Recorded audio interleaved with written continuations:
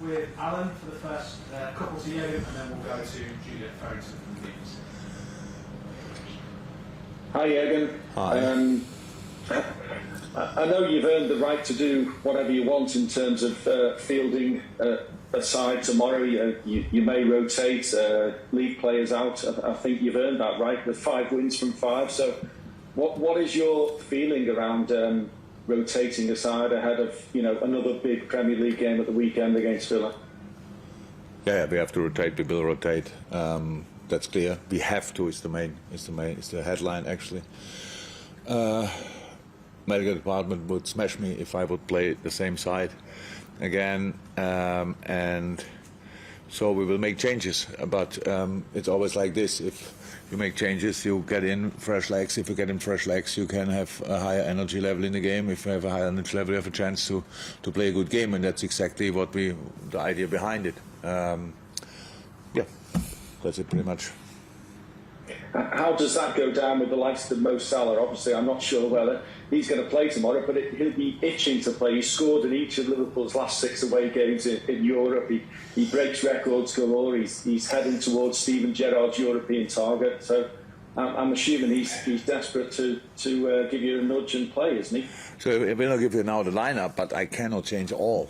So that's not true. So we need to have players on the pitch. So I cannot start with rotate and then start with 9 or whatever. That's not possible. So yeah, we will see if Mo plays or not, and if he plays, if he can score or not, or whatever. But the players are very understanding about the situation. Not only the players who don't play, the players who have to play as well. So that's how it is. We want to field the best possible side for the situation we are in. And we played 5 games in the last 14 days, 15 days, which is, yeah, a lot. And now we have to play after the Milan game again, pretty much the same number of games in a similar amount of time. So we have to make the right decisions, and we will. And just on his contract, I know there's quotes out today saying that if it's in the hands of the management, he wants to stay. He says there's no problem, but we have to reach an agreement for the contract, and it's up to them. So who's them? You and everyone else who negotiates with him? Oh, you know exactly what it's about, and we are talking, and whatever, extending a contract with a player of like Mo is not a thing you do in you meet for a cup of tea in the afternoon and find agreement. That's completely normal. There's really nothing else to say about. Mo speaks about it when he gets asked about it. I can only say a few things because all the rest is not for the public, obviously. But I'm not sure if he gave the interview in English or if it got translated from English from Arabic into English, and that is a massive issue, how we saw in the last few days again. So that really a lot of things can happen when somebody tries to do that, and that's. Mo is fine. I'm fine. I think what we all want is clear, and things like this need time. That's it. Thank you, Alan. We'll go to Juliet in the room for the BBC, and then we'll go to Ian from TalkSport after that. Jürgen, can I talk about Divock Origi? Will he get his chance against Milan? It's pretty likely. Yeah. I was just wondering. Everyone calls him, everyone can see what he does when he comes onto the pitch and the impact that he has, and we saw that against Wolves. In your time here, has he ever moaned at not getting more chances? Moan is not the right word, but of course he knocked on my door and we were talking about things. We work together as long as I'm here, pretty much. So that happened from time to time, but it's not about talking about things, it's about letting things happen, and that for the players always the same. And it's not that Div was now always in all situations in the best possible, in a world-class shape, and I just didn't bring him. So he had got injuries in wrong moments. I still remember it, and that's one of the. It was a really, really decisive moment in the Everton game when Div was flying that time. He played an away game at Dortmund. Dortmund was asking, what's that? What kind of strike is that? They lost only Lewandowski a few months before, I think, or a year before. And they were like, oh my God, that's pretty much the same level and these kind of things. And then and Div got really badly injured. We had to rush him back for the European League final. These kind of things are influential for careers. And then step by step we improved, and with a specific lineup, and it was very often with Mo, Bobby and Sadio, and Div was in behind that and played the role there, played more, played less, all these kind of things. That's how life is. But that says not, how I said after the game, if you are not a starter for Liverpool, you can still be a world-class player. It's really possible. I know people see that from time to time slightly different, but it's possible. And in specific moments, Div is absolutely outstanding, and everybody was overly happy when he scored the goal, not only because he scored the goal, but because he scored the goal. And it's a nice story, you know. Let's carry on from here.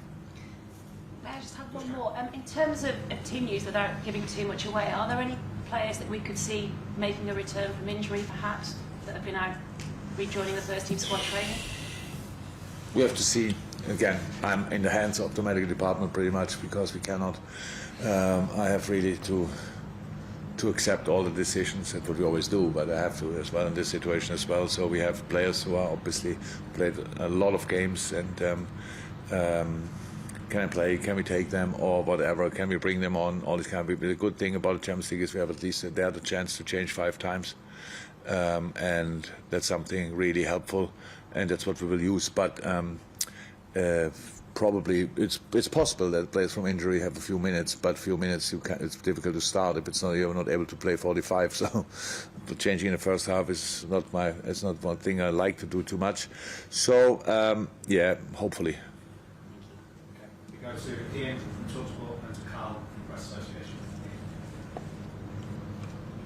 Hang on 1 second.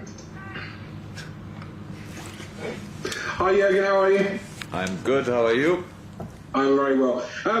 Just another one really on Divock Origi. I mean, did he prove at the weekend that you don't only have great individuals at Liverpool, but you have a great team and a great squad? And is it great squads that actually go on and win things? Yeah, the last thing is definitely true. You can only win things with a fantastic squad. Did you ask if he proved it at the weekend? No, I said he proved at the weekend that you have not only great starting 11, but yeah. Hopefully for you, not the first time. So yeah.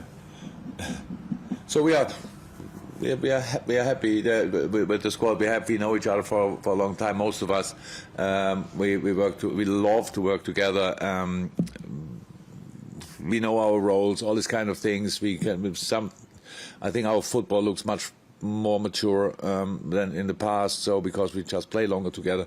And yes, the boys have a very good relationship between each other. So yeah, we have a good squad, and I'm not sure if we proved that at the weekend, but I think rather we proved that really a lot of times, and the weekend was just one more time maybe.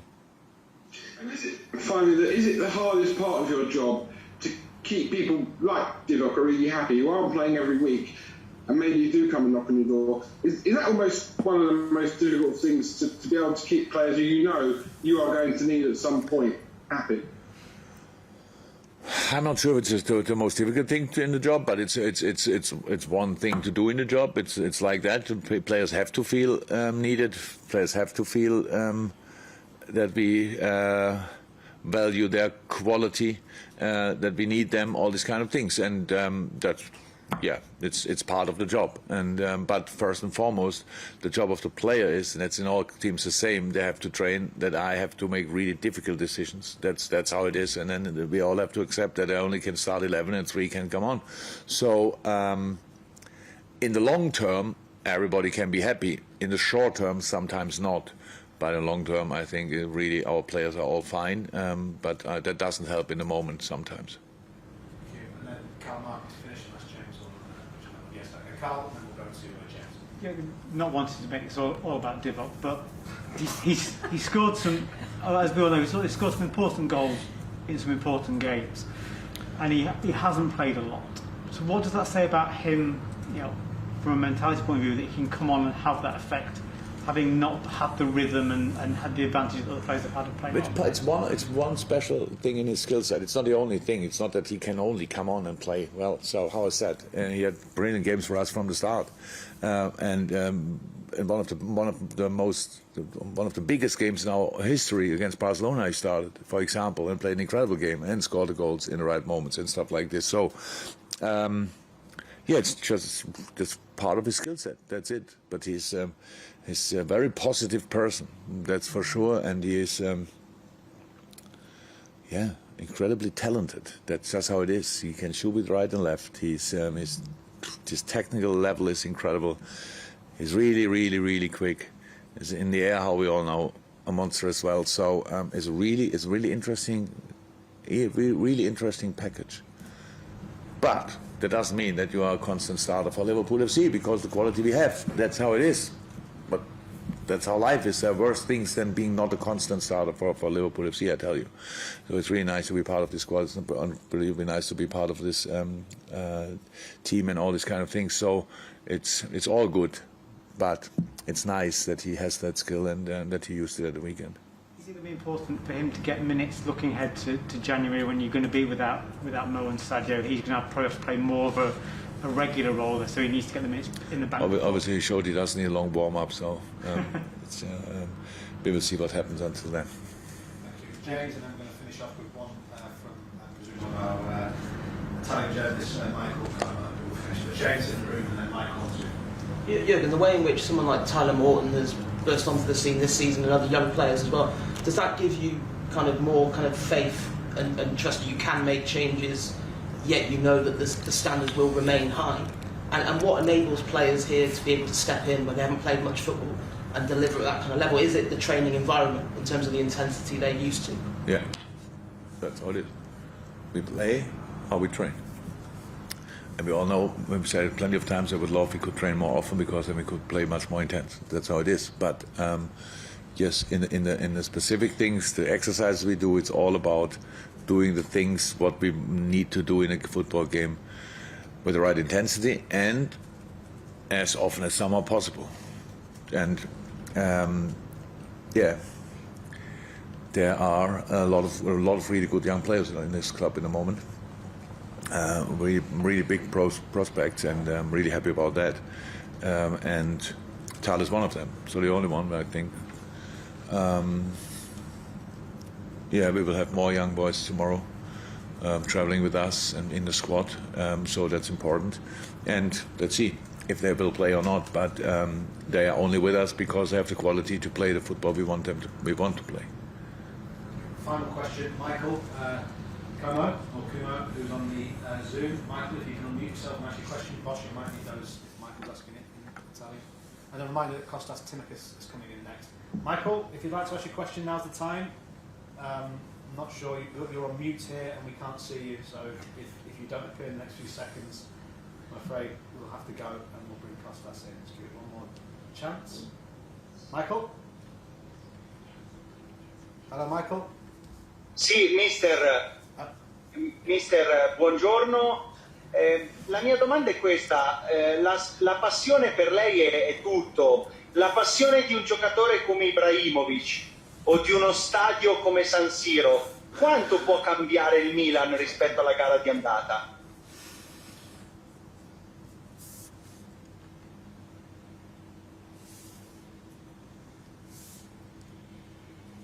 No, we can't hear. So the translator can try. Sorry, Michael, could you ask in English? We're just struggling a little bit. No, maybe now. Yes.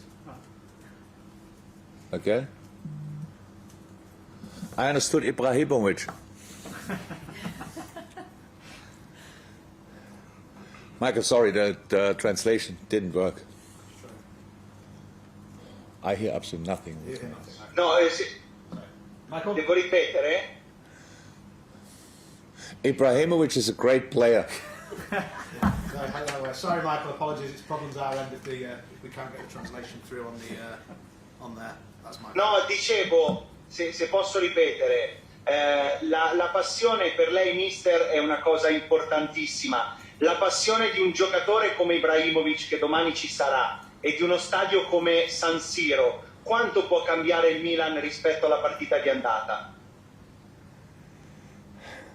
No, not coming through, boss, now. Passione could be passion. Yeah, no, I've got. Sorry, I apologize, Michael. Mohamed Salah, Ibrahimovic, San Siro. I'm looking forward to play in San Siro, I can tell you. First time for me.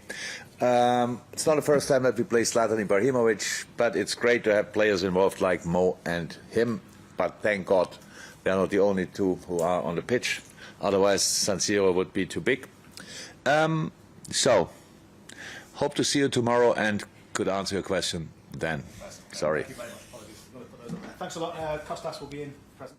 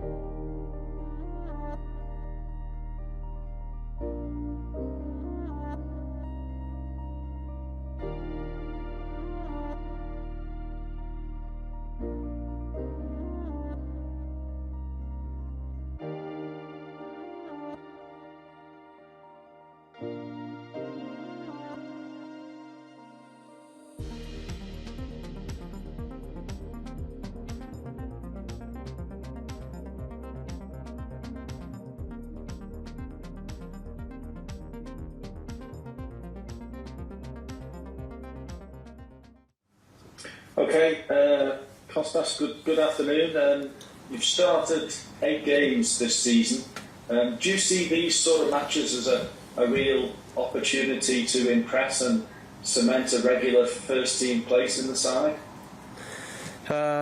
Good evening. I'm very happy for that. What I did in the team. I played 8 games. I started 8 games. I'm very happy for that.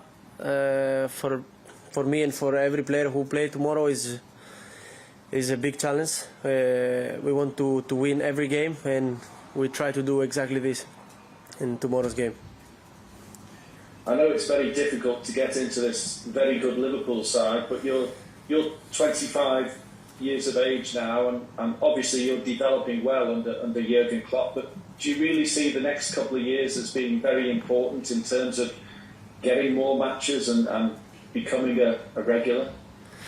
I hope. For me it was a dream, but I had a young kid to play in a big team. My dream came true. I came to Liverpool. I'm very happy to work with these players, with this cover. It's very important. But for me, I think I have a lot of things to show, and I will try to do it in every single moment they give me the chance. Okay, we'll go to Ian from TalkSport, please, for the next question. Hi, how are you? You alright? Yeah, you okay? Yeah, very good, thank you. How difficult is it as a player to play in these games when we've won every game in the group so far, you've already qualified, and you've got lots of games coming up here at home before Christmas? How difficult mentally is it for a player to get up for these games? I think every game is very difficult for us. We play for the same result every game.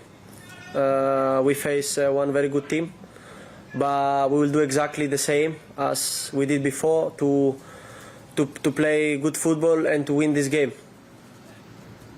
And the other question from me, the celebration from the manager at the weekend after Divock Origi's goal. How is your neck? And did you know that Jürgen Klopp was going to go quite as excited as he did with you?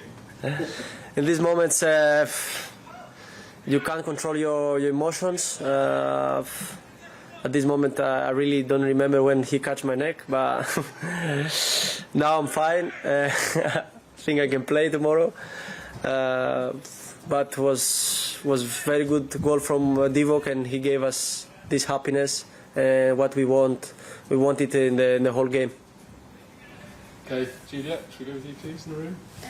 Kostas, going on from the touchline celebrations, Jürgen Klopp before you just a few moments ago said that great squads go on to win things. So whilst you're not a regular first team player, how would you sum up this squad that Liverpool have, because you all seem to push each other on? Yeah, we are like a family. No matter who is playing and who is on the bench, everybody wants the good for the team. This is the most important. Everybody is very happy when we win, and everybody is very sad when we lose. Everybody play for each other, like to help every player in the pitch, and we celebrate all together like crazy when we score in the 95 minutes. Because you've needed time to adapt to the Premier League. I know that Andy Robertson had time as well. So how would you say you have developed since you arrived here at Liverpool, and how Jürgen Klopp has developed you as a player? I think I developed a lot as a player. The boss helps me a lot. Last year, even when I was injured, I had the COVID. It was a very tough moment for me. But during the time, I tried a lot. I work a lot. I try to think what he wants in the game. I saw Robo a lot of times when he played, to try to do exactly the same. It takes time when you work with one gaffer like this we have. I develop a lot, and still I have a lot to improve. And just one more, if I may. Talking about the squad, not so much the team, you know, that they are 5 unbeaten in the Champions League and it become the first Liverpool team to win all 6 games. Is that the incentive for Liverpool to win all 6 games in this Champions League group? Yeah, when we saw the draw, I think as a team we had the most difficult draw, but we look all the time every game by game. From the start we say we have to win all the games to build this momentum, and we will try to do exactly the same for tomorrow's game. Because that would be something, to become the first Liverpool team to win all 6 of their group games in the Champions League.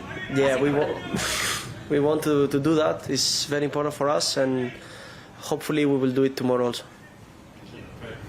Kostas, you said back there Jürgen had helped you quite a lot. Can you just expand on some of the things he has done with you, or some of the things he's said to you, encouragement he's given you? When I came here, I used to play like differently in Olympiacos when I was before. Of course, new manager wanted new things. He saw me when we were outside on the pitch when I was fit. He tried to show me to tell me what he wants exactly, to be sure. Always he was next to me. He tried to help me always, and he helped me a lot, and thank him a lot. Was always there for me, even when I ask him something, even when I want something for him to tell me, and I want thank him a lot. You said it was your dream to play for a big club, and your first season was a difficult season, we know, with everything. Has there been a moment where you finally realised you're at this big club and you're a big part of what is happening at that club? Is there a moment you think, right, this is it, this is where I am now? Yes, of course. To be honest, when I played in Olympiacos, I didn't think too much I can be a part of this big family, the very historically team. But when I came here, I say my dream came true. I'm in the team I was dreamed about, and I have to work a lot if I want to reach this level. Really work a lot, and I'm very happy for that. Was there a specific game? I mean, what do you consider your best game so far? What? What do you consider to be the best game you've played so far for Liverpool? I think I enjoy a lot all the games I play here. To be honest, when you play for this team with the crowd next to you, like to give you extra pushing, it's not possible. Don't give your best.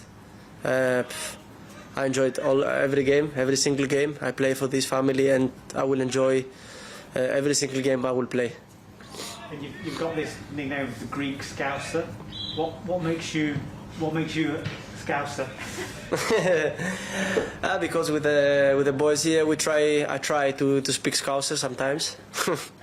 I try. I'm not good enough. And I'm Greek also, and that's why I'm Greek Scouser. What's your best Scouse?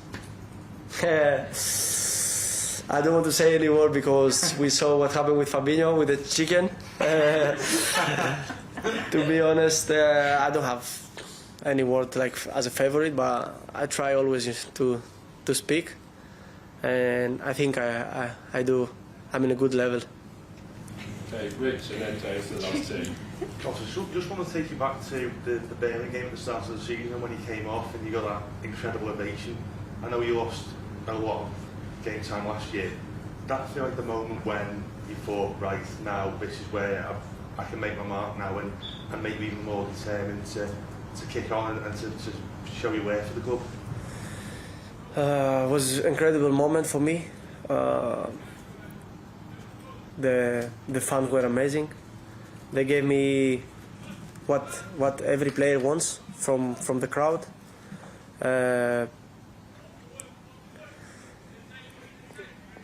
Every player helps when you see a lot of people like clapping their hands and for you. I'm very happy for that, and I think this helps me a lot for the next game I played. to be in the best shape, and I proved a lot because I saw the people they were so warm with me, and they was very good feeling for me. James, the last question. Costas, I know during your time at Liverpool you struck up a good friendship with Mo Salah. How did that come about? What is it about you two that you get on so well? I think Mo is one of my best mates here. Always when I want something, he was there for me to help me. Very big person. I don't want to speak about the player. He's fantastic, and as a person, he's one of the best I saw in my life. I met in my life. It was there when I want him, when I need him to tell me what the manager wants, and was always there to help me. And we are very good friends. And we spend a lot of time here in training ground together, and we have a lot of chats. Is there anyone better in world football at the moment, do you think? My opinion, I think not. He's doing very good. For me, he's the best player in the world at this moment. Okay, that's us guys. Thank you very much. Thank you.